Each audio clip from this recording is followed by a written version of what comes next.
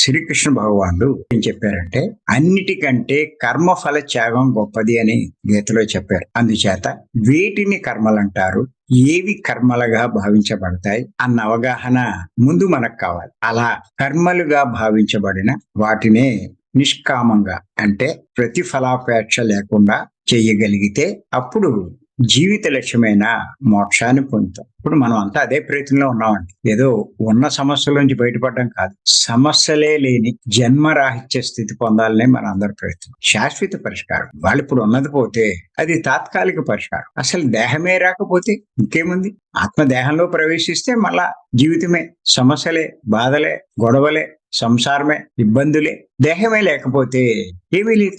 తెలివైన వాడు దానికోసం ప్రయత్నిస్తాడు. సాధ్యం కాదా అంటే సాధ్యమే. వారిలో ఉండే శ్రద్ధ అది ఎంత ఉంటే వాడంత తేలిగ్గా సాధించగలడు. గట్టిగా కృషి చేస్తే ఈ జన్మలోనే సాధించవచ్చు.